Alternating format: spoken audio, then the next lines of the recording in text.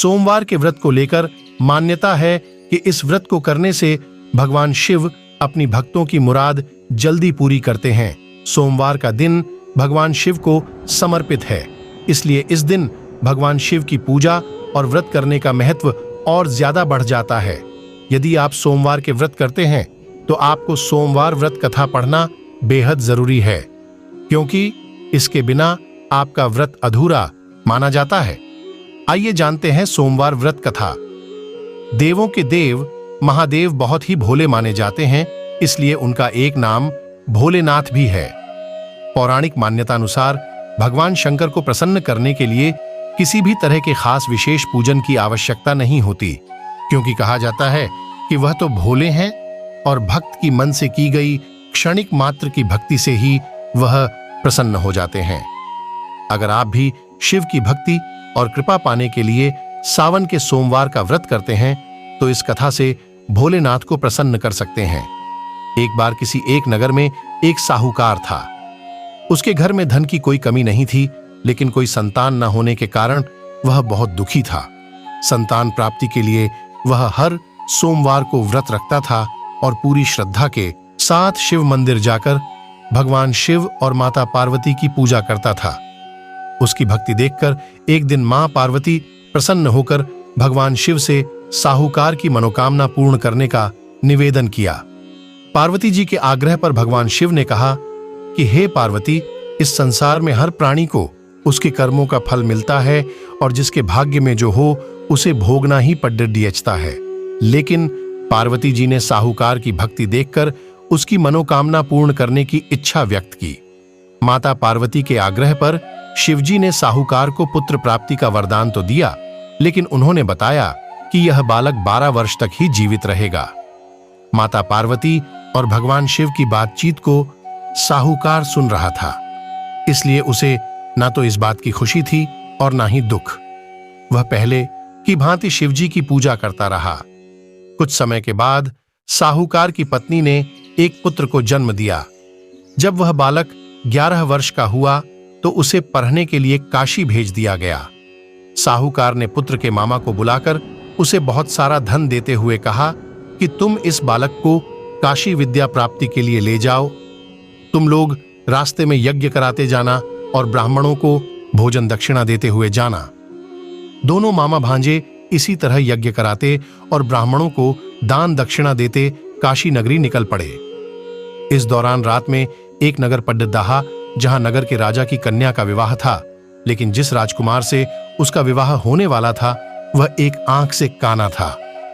राजकुमार के पिता ने अपने पुत्र के काना होने की बात को छुपाने के लिए सोचा, क्यों न उसने साहूकार के पुत्र को दूल्हा बनाकर राजकुमारी से विवाह करा दूं।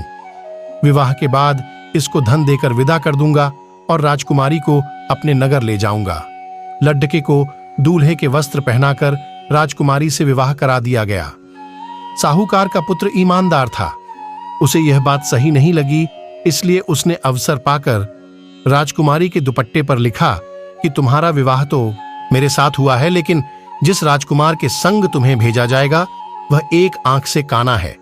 मैं तो काशी पढ़ने जा रहा हूं। जब राजकुमारी ने चुन्नी पर लिखी बातें पढ़ी तो उसने अपने माता पिता को यह बात बताई। राजा ने अपनी पुत्री को विदा नहीं किया, फिर बारात वापस चली गई।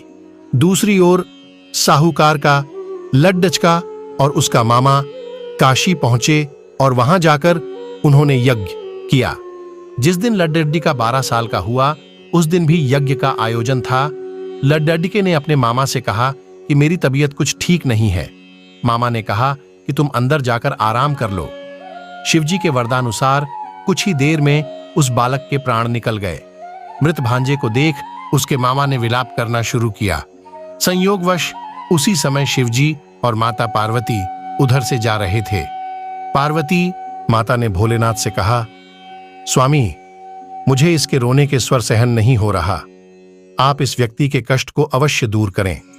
जब शिवजी मृत बालक के समीप गए तो वह बोले कि यह उसी साहूकार का पुत्र है जिसे मैंने 12 वर्ष की आयु का वरदान दिया था। अब इसकी आयु पूरी हो चुकी है।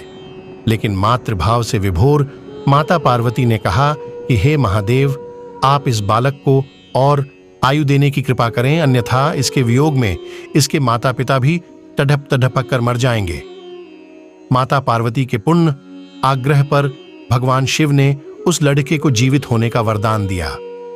शिव जी की कृपा से वह लड़का जीवित हो गया। शिक्षा पूरी करके लड़का मामा के साथ अपने नगर की ओर वापस चल दिया। दोनों चलते हुए उसी नगर में पहुंचे जहां उसका विवाह हुआ था। उस नगर में भी उन्होंने यज्ञ का आयोजन किया। उस लड़के के ससुर ने उसे पहचान लिया और महल में ले जाकर उसकी खातिरदारी की और अपनी पुत्री को विदा किया। इधर साहूकार और उसकी पत्नी भूखे प्यासे रहकर बेटे की प्रतीक्षा कर रहे थे।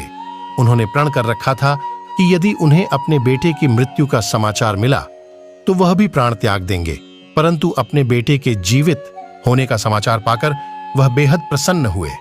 उसी रात भगवान शिव ने साहूकार के स्वप्न में आकर कहा, हे श्रेष्ठी, मैंने तेरे सोमवार के व्रत करने और व्रत कथा सुनने से प्रसन्न होकर तेरे पुत्र को लंबी आयु प्रदान की है। इसी प्रकार जो कोई सोमवार व्रत करता है या कथा सुनता और पढ़ता है, उसके सभी दुख दूर होते हैं और सभी मनोकामनाएं पूर्ण होती हैं।